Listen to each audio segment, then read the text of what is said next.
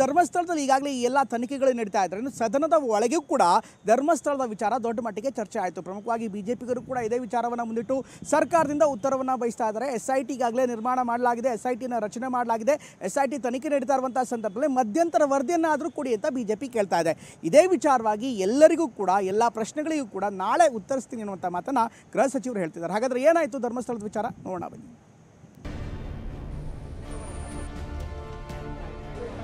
ಇವತ್ತಿಗೆ ಕಾರ್ಯಾಚರಣೆ ಮುಗಿಯುತ್ತಾ ಇಲ್ವಾ ಅನ್ನೋದನ್ನ ನೋಡಬೇಕಾಗಿದೆ. ಇನ್ನೆಷ್ಟು ಗುಂಡಿ ತೆಗೀತೀರಿ ನೂರಾರು ಗುಂಡಿಗಳನ್ನ ಹಗಿಯೋದಕ್ಕೆ ಸಾಧ್ಯ ಆಗೋದಿಲ್ಲ. ಮುಚ್ಚಾಕುವಂತ ಪ್ರಶ್ನೆ ಇಲ್ಲ, ಸತ್ಯಾಂಶ ಹೊರಗೆ ಬರ್ಬೇಕಷ್ಟೇ.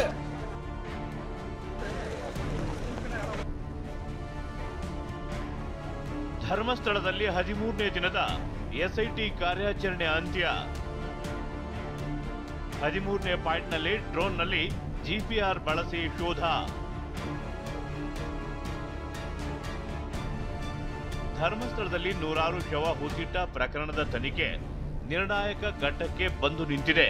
13ನೇ ದಿನವಾದ ಇಂದು ಕೂಡ ಕಾರ್ಯಾಚರಣೆ ನಡೆಸಲಾಯಿತು. ದೂರುದಾರ ತೋರಿಸಿದ ಜಾಗವನ್ನೆಲ್ಲ SIT ಟೀಮ್ ಅಗಿಯೋ ಕೆಲಸ ಮಾಡ್ತಿದೆ. ಆದ್ರೆ ಇಷ್ಟು ದಿನ 13ನೇ ಪಾಯಿಂಟ್ ಬಿಟ್ಟು ಎಲ್ಲವನ್ನ ಶೋಧ ಮಾಡಲಾಗ್ತಿತ್ತು. ಟೆಕ್ನಿಕಲ್ ಸಮಸ್ಯೆ ಹಿನ್ನೆಲೆ ಶೋಧಕ್ಕೆ ಸಮಸ್ಯೆ ಆಗಿತ್ತು.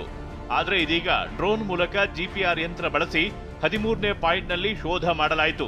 13ನೇ ಪಾಯಿಂಟ್ ಅನ್ನ ಬಾಕಿ ಮಾಡ್ಕೊಂಡಿದ್ದು ಯಾಕೆ ಅಂತ ಹೇಳಿದ್ರೆ ಪಕ್ಕದಲ್ಲಿ ಕಿಂಡಿ ಅಣೆಕಟ್ಟಿತ್ತು, ಮತ್ತೆ ವಿದ್ಯುತ್ ಕಂಬಗಳಿತ್ತು. ಸೊ ಇದರಿಂದಾಗಿ ಈ ಕಾರ್ಯಾಚರಣೆಗೆ ಮ್ಯಾನ್ಯುವಲ್ ಆಗಿ ಮಾಡೋದಕ್ಕಿಂತ ಈ ಒಂದು ಏನು GPR ಯಂತ್ರದ ಮೂಲಕ ಮಾಡಬೇಕು ಅಂತ ಹೇಳಿ ಒತ್ತಾಯ ಕೇಳಬಂದಿತ್ತು. 13ನೇ ಪಾಯಿಂಟ್ನಲ್ಲಿ 2 ಹಿಟಾಚಿ ಯಂತ್ರಗಳನ್ನ ಬಳಸಿ ಶೋಧ ಮಾಡಲಾಯಿತು.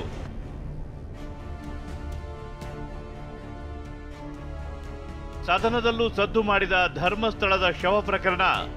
ವಿಧಾನಸಭೆಯಲ್ಲಿ ಇವತ್ತು ಇದೇ ವಿಚಾರ ಸದ್ದು ಮಾಡಿತು. ಶೂನ್ಯ ವೇಳೆಯಲ್ಲಿ ವಿಷಯ ಪ್ರಸ್ತಾಪಿಸಿದ ಬಿಜೆಪಿ ಶಾಸಕ ಸುನಿಲ್ ಕುಮಾರ್, ಹಿಂದೂ ಧಾರ್ಮಿಕ ಸ್ಥಳಗಳ ಮೇಲೆ ಪ್ರಹಾರ ಮಾಡುವ ಕೆಲಸ ನಡೆಯುತ್ತಿದೆ, ಗುಂಡಿ ಅಗೆದರೂ ಏನೂ ಸಿಕ್ಕಿಲ್ಲ, ಇನ್ನು ಎಷ್ಟು ಗುಂಡಿ ತೆಗಿತೀರಿ ಅಂತ ಪ್ರಶ್ನಿಸಿದ್ರು.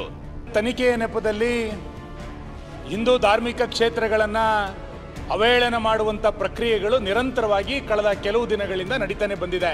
ಇವತ್ತು 15-16 ಗುಂಡಿಗಳನ್ನು ತೆಗೆದರೂ ಕೂಡ ಏನೂ ಸಿಕ್ಕಿಲ್ಲ ಅನ್ನುವಂಥದ್ದು ಮೇಲ್ನೋಟಕ್ಕೆ ಗೊತ್ತಾಗಿದೆ.